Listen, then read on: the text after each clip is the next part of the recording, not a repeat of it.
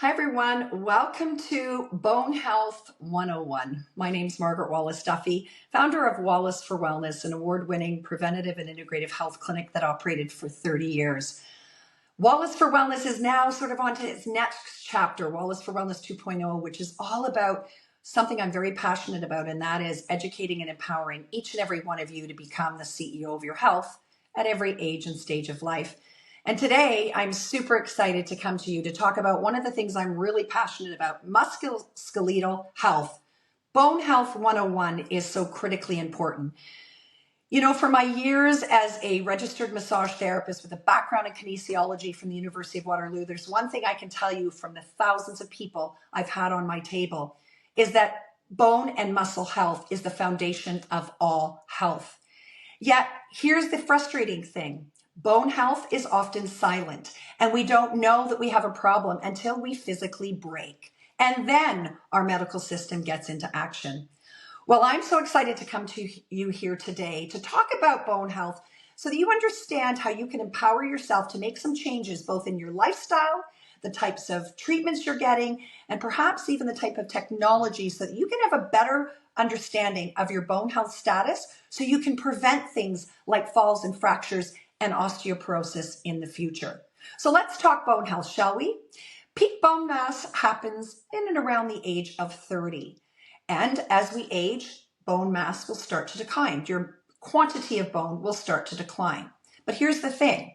The speed and the severity of that decline is dependent on so many factors. Number one, many underlying conditions, such as have you had cancer? Perhaps you're diabetic. Have you had an eating disorder? Do you have a gut absorption issues like Crohn's or colitis or irritable bowel? Have you had thyroid or parathyroid issues? Certain medications can have a massive impact on bone health, yet often we're not told that when we're prescribed these medications. Things like puffers for people that are asthmatic can have an impact on bone health.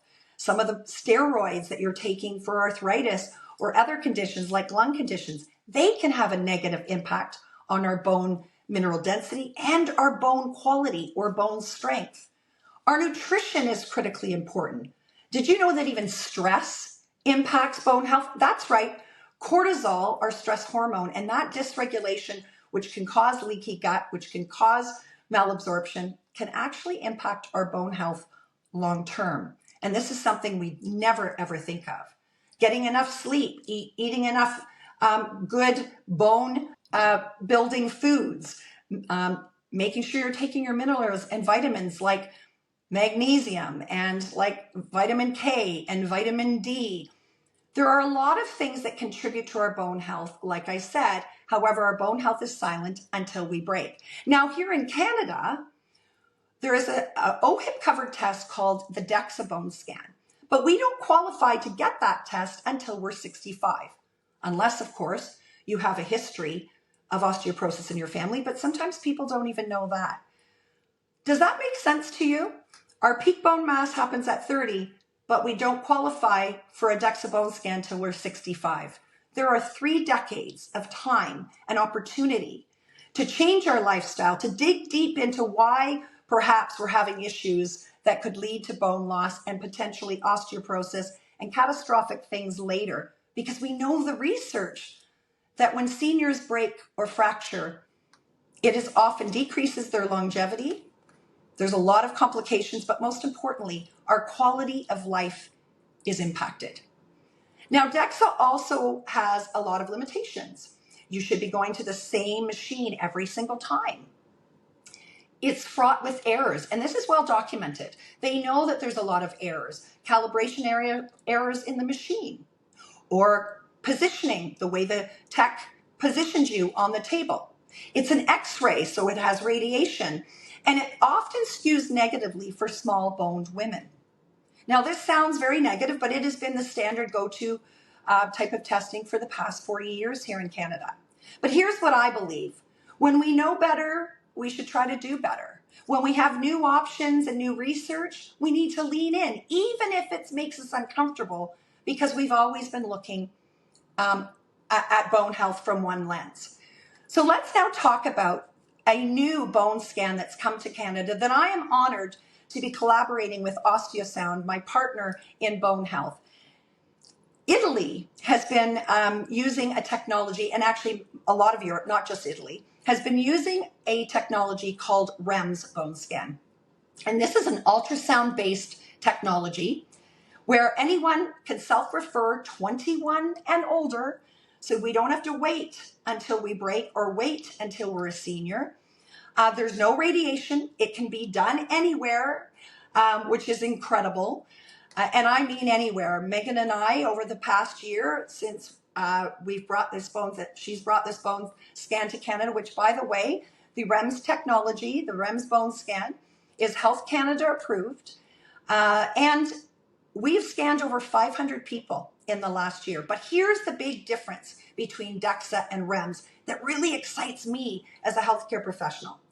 Not only does it give bone mineral density, or that TScore, how much bone you have, but it also gives another factor which is critically important, because the latest research coming out of Italy suggests that bone quality, or your strength of bone, or that fragility risk fracture score, is a better predictor of whether you will fracture due to osteoporosis than the bone mineral density is. As I said at the beginning of this video, peak bone mass happens at 30 and declines as we age. That's for everyone. The speed and severity of that decline, we have some control over with our lifestyle and with our knowledge on what's happening in our health. But it doesn't give that bone quality. And why should we care?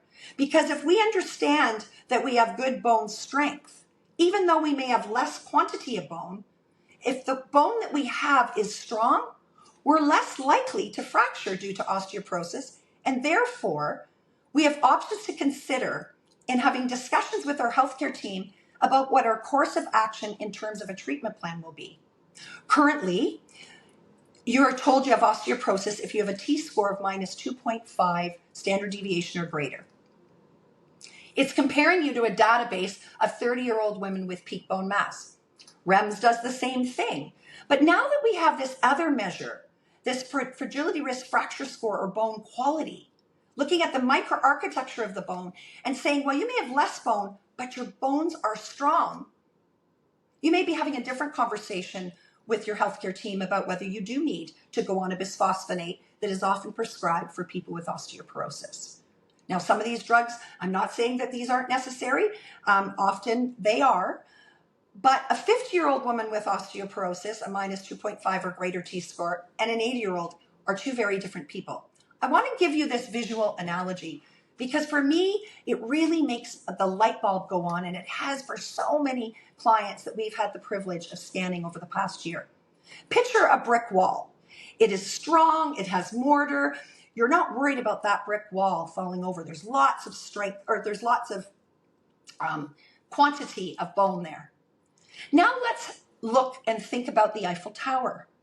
Now, if you look at the Eiffel Tower and you step back, you can see there's all kinds of holes in the middle.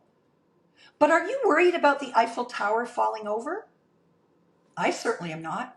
And why is that?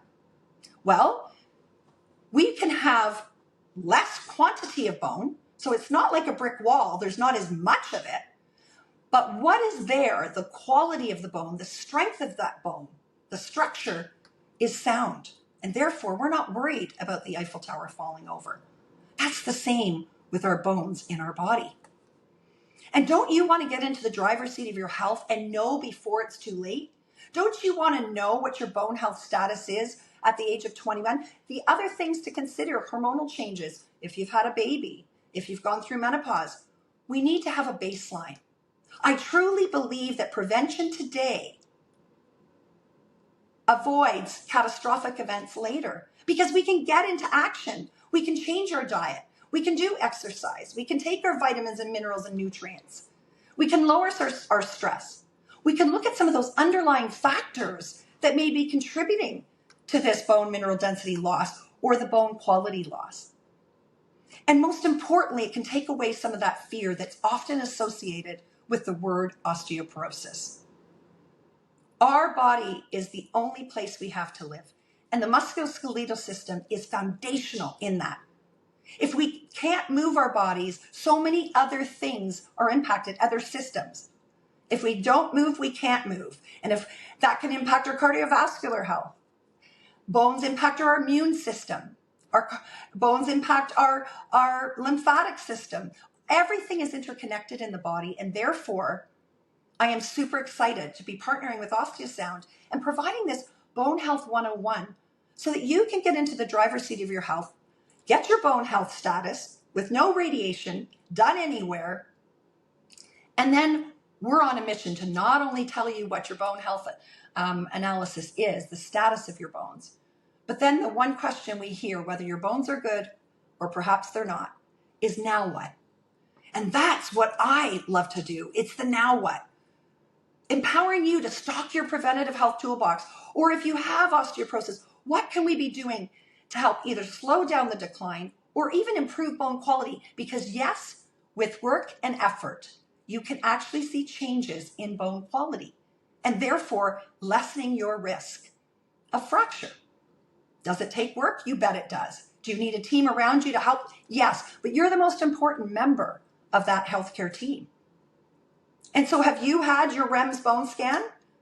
Well, it's time to do that. And we're so excited because OsteoSound, in collaboration with Become the CEO of Your Health with Wallace for Wellness, we are taking this across the country. We already have, whether we are scanning inside another clinic in another community, whether we're doing a bone boutique, bringing it to your home, just like you would do with a book club, whether it's in a corporation. Yes, we can do this in a corporation too. We know the stats of musculoskeletal health dysfunction and the impact that has on the bottom line of corporations. Don't we want to prevent that from happening? Not only to affect the bottom line, but to improve the culture of your organization because people are living well. We can do this. We scanned in a barn. We have scanned in a woman's boutique because it literally is in a suitcase and we can take it with us. So I hope that you found this interesting. I want you to share it because bone health it matters. And by the way, muscle matters too. There's something called sarcopenia, and we lose muscle mass as we age. You know the saying, use it or lose it, or motion is lotion. As a massage therapist, I couldn't tell you anything more important than that.